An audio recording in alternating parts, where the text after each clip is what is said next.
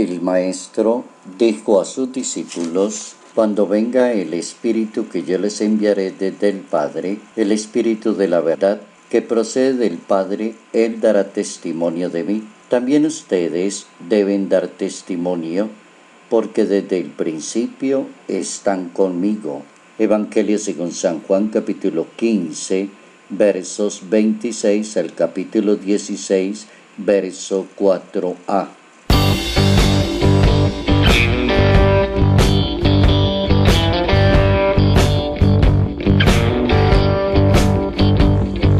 El Espíritu Santo nos guía en toda la verdad.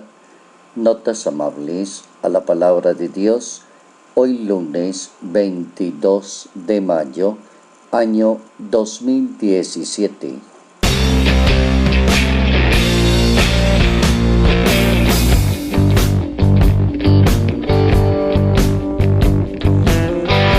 La acción del Espíritu Santo.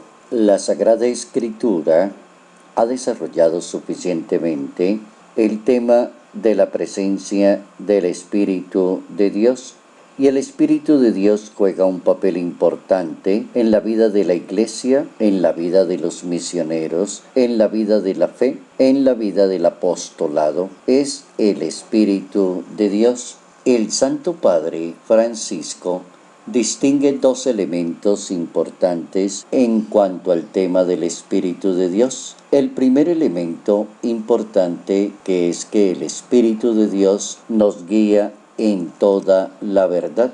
Y cuando se dice que Él nos guía en toda la verdad, se está queriendo indicar que nos lleva no solo al encuentro con Jesús, que es plenitud de la verdad, sino que nos guía en la verdad. Es decir, nos hace entrar en una comunión siempre más profunda con Jesús, dándonos la inteligencia de las cosas de Dios. Así que sin la gracia del Espíritu Santo no se pueden entender los asuntos de Dios. Sin la acción del Espíritu Santo no se puede interpretar la misma palabra de Dios. Hay cosas que están sucediendo en el momento en que Juan escribe este evangelio, y está la persecución en la iglesia.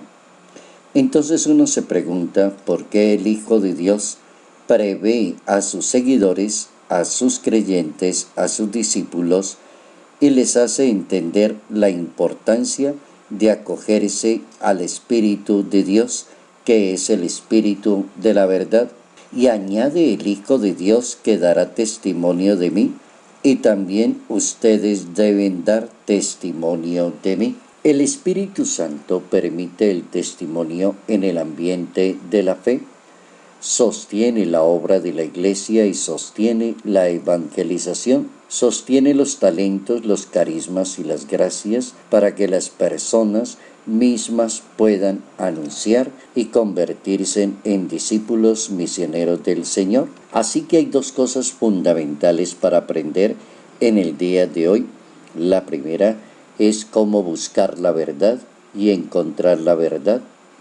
Y la verdad se encuentra con la gracia del Espíritu de Dios, porque Él es el que nos permite conocer la verdad y nos dará los elementos suficientes ante la persecución, ante la crítica, ante la venganza, ante la incredulidad.